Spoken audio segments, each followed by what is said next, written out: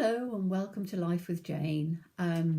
Today we are going to be making a wreath and to show you. I was turning around and telling you about it on my vlog on Monday.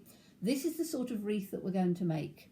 So it's a very simple wreath. You can add, if you wanted to make it Christmassy, you could add, little beads for berries and things around there. You could add a few leaves, or you can just have it at any time of year. I hang them on my doors, so I have them on the bedroom doors because I think that they are really rather nice. If you look sort of close up, you can see all the different fabrics and things in there. And this was just done with an old dress that was falling to bits and, was fit for the rag bag. And I just cut it into strips. So what you need is you need a hoop. Now this is a hoop. I've started a little bit of it, but this is a hoop. It has a little, can you see on here? It has a little hole to hang it at the top. And these you can get from Hobbycraft, and they are £3.50, £3.75 or whatever. And then what you're going to do is you are going to cut lots of strips. So these strips are between, let me have a look on my thing, between sort of 5-6 inches to about 8 or 9 inches. You can see that they're not all, let me have a look at one of these. I've got one of these that's a bit longer. You can see that some of them are longer, some of them are shorter. It really doesn't matter. And then what you're going to do is, and I'm doing it this way because I think it's easier rather than doing it on an overhead. So you're going to take your hoop and you're going to take your piece and you're going to literally just take it underneath, and you're going to just do a very simple knot like that. And then you're just going to push it up and join it with the others. So I'm just trying to get this on here so you can see it easier and it's not going to fall over. Okay, so again, take your piece, wrap it underneath, and you're going to literally just take it through and knot it. Now, this is a very simple way of doing it.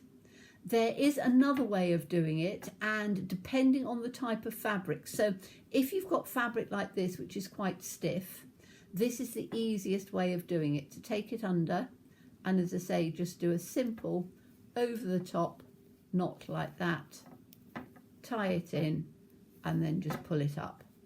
And you can always give it a little extra tighten once you've got it up at the top. And again, if you look at this one, this is the bottom of a piece of dress. And again, it's satin. It's quite stiff fabric. So this one, again, you just turn it round and give it a knot and pull it as tight as you can, and then just stick it up on there. So you can see how it's starting to come. And this is all sorts of different fabrics. So there is another way of doing it. So I know that some people will do it this way, and it's entirely up to you. So another way of doing it, fold your piece in so you have a loop. So take the two ends, put those two ends together so you have a loop. Then if you put it round like that, so you've got your loop up here, and you're going to take both of the ends, wrap them round the rod, the metal, and then pull both of those pieces. Can you see how you pull it through? As if you're doing a,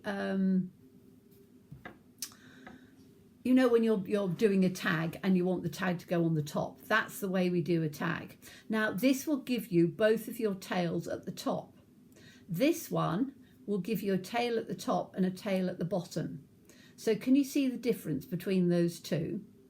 So if you want all of it up this way, and then when it gets fuller, you can have one down and one up so that it does come across. But this way, you get your tail at the top, tail at the bottom, all the way round, and it automatically fills itself in. So I tend to just do it with the simple knot. So by doing it with a simple knot like that, you've got your tail at the top and your tail at the bottom. Now, because these are very stiff, I'm doing far more of the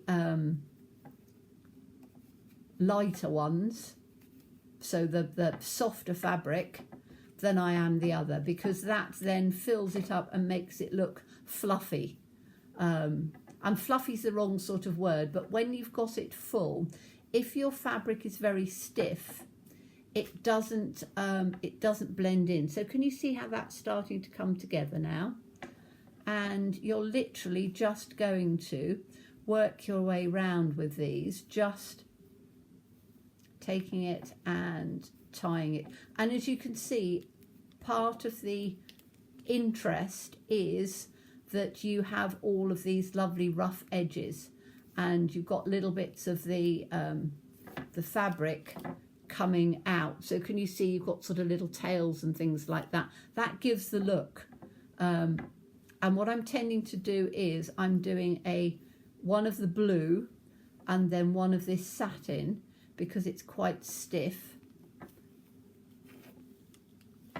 like that. So I've got two of those, and then I'm doing a whole pile of these ones because these are very soft, so I can do maybe 5 or 6 of those. But what you need to do is you're just going to do whatever you feel is right with the fabric you've got. So you can use any scraps of fabric you've got. If you're a sewer, then you know you've probably got lots of different scraps of fabric that you have for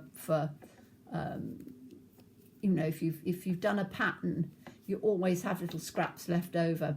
If not, then have a look at your local charity thrift shop and see, or even ask them if they've got any rags that aren't good enough to go out onto the shop floor but are you know, fabric, and could they save them for you. Sorry, I'm just getting some more of this out because I've already, as you can see, I've already oops, is that on the thing? I've already cut them.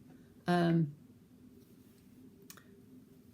yeah, go into your charity shop and see if they've got any little pieces, because it's really easy to make a really pretty looking wreath in whatever colours you want. So you can do it with for whatever your home decor is.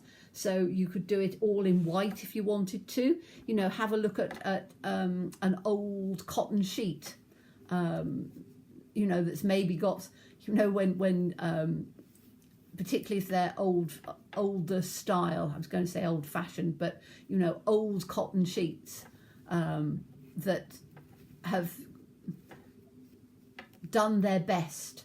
And if you're like me, we used to cut them into strips or into squares and things, and use them for floor cloths and you know, kitchen cloths and cloths for cleaning shoes, and you know, nothing ever got thrown away. We always used whatever we had, and it was used. So you know, a white old sheet that's done its best for being a sheet on the bed, and again I use them for painting sheets, dust sheets. You know, use one of those and you could have a beautiful white one with some white beads, white little wooden beads, and have it as a real sort of snowy Christmas one. I think would be quite nice, because you could then always tie a little bit of maybe silver tinsel or something around it. I'm doing this because I think, you know, at this time of year, we're probably just about past Christmas time. So carry on doing that until it's all full up. It'll take you several hours.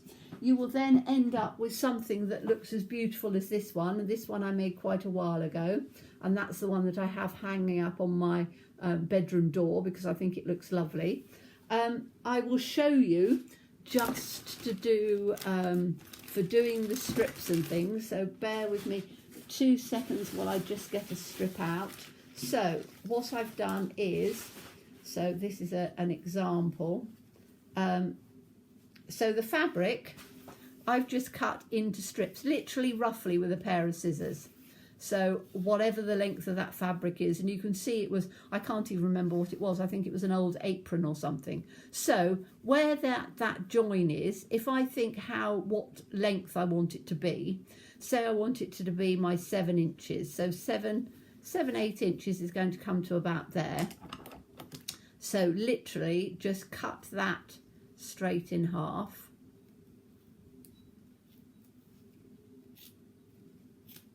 Like that. So you've then got your piece. Now this is far too wide, so what we need to do is we need to cut that in half. So I'm literally just cutting it in half.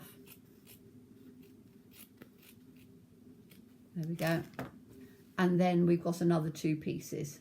So that's literally all you do, and you get a pile of those, as many of those as you want, and you just tie them through, and you've made yourself a beautiful, so I'll do this one. This is the one that's going to go back up on my door because it's been on my door for probably 6 months or so. Very easy to dust as well. Just pick it off and give it a bit of a shake. And as I say, you've got a beautiful wreath that will do Christmas if you want. It can do Easter, it can do any time of year, or just as a nice little ornament for the door.